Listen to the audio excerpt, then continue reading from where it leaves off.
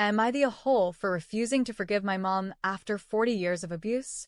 I am 45 years old, and to be completely honest, I never had what anyone would call a good childhood. My earliest memories of family aren't warm moments around the dinner table or bedtime stories. They're memories of fear, pain, and the constant reminder that I was unwanted. I'm the oldest of 5 children, and out of all of us, I was the one singled out, targeted, and treated like a burden instead of a daughter. Things got so bad that when I was a teenager, I was actually taken from my parents and put into foster care for about a year. That says a lot considering how much the system overlooks. But when I was sent back, my homecoming was nothing more than a pillow tossed on the floor in the living room with a blanket. That was supposed to be my place to sleep. No bedroom. No comfort.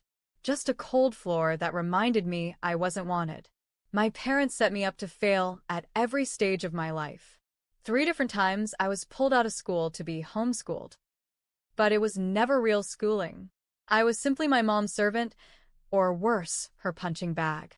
After months of missed education, I'd be shoved back into the classroom, told I had to catch up, and warned that if I didn't, I'd never leave the house again.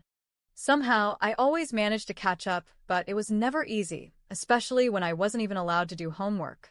My time belonged to them. I was forced to do 95% of the housework while my siblings were spared. My earliest memory of abuse is burned into me. I was about 8 years old. I said something my mom didn't like, and before I even knew what was happening, my dad had me by the throat.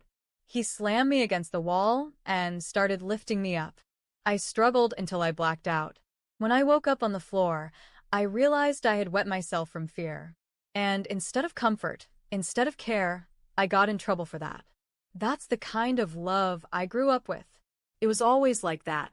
When I needed glasses, my parents denied it. "We both have perfect vision," my mom said. "You must be doing something wrong in your life if you can't see." Teachers begged them to get me glasses, but for years I went without until I finally got them myself. Doctors? Vaccines? Medical care? All denied. Fast forward to my 20s, life didn't get easier. I had been married, divorced, and had 2 children. But for the first time, I thought I'd found real love. I was engaged to a man I adored, and he was the first person who made me feel safe. Then tragedy struck. He died in an accident. It broke me in ways I can't even describe. And my parents' reaction? Well, you deserved it. The only way you should have left your marriage is in a body bag. That's what they said to me while I was grieving the man I loved. It's no surprise that the father of my kids wasn't any better. He was abusive too. And a part of me wonders if I only accepted that because of the poison my parents fed me all my life, that I would deserve the abuse. That I would one day die at the hands of a man, and that it would be my fault. I believed them for years. Even when I had relationships that ended peacefully, like the one man who broke up with me kindly who stayed a friend, my parents still meddled. My dad actually went to him after the breakup and told him to take everything from me, to strip me bare. That man refused, and even had the decency to call me and tell me what my father had tried to do. It didn't stop there. When my kids were teenagers, they visited my family without me. My parents and sister actually told my children that my sister had every right to beat me while I was pregnant, that she should have eliminated them before they were born. And my parents agreed with her. Imagine your kids hearing that from their grandparents. I've barely spoken to my parents since I was 18. I've tried a couple of times, twice actually. Each time, it lasted less than 2 years before the old patterns came back and I cut contact again. The last time was over a decade ago. I built a life without them. And while it hasn't been perfect, it has been mine. Then recently my brother came to me. He said, "Mom wants her family back." He told me she's over it now. Over what? 40 years of abuse?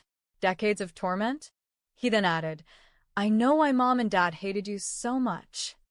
I half joked, half bitterly asked, "Why, because I was born?" His answer shocked me. He said, "No. It's because when Mom had her second child, you wanted too much of her attention. She thought you were jealous. That's why they hated you." So let me get this straight. As a baby, barely over a year old, I wanted my mother's attention, and that was enough for them to justify 40 years of cruelty. And now she's over it and wants her family back? My brother yelled at me to get over it too. But it's not that simple.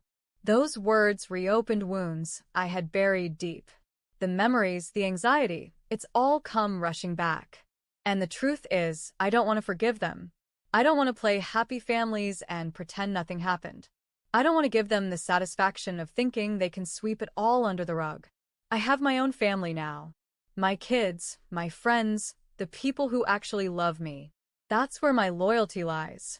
So, am I wrong for wanting to continue another 10 years or the rest of my life without them? Because in my eyes, there's no healing to be had here. Only peace in moving forward without them.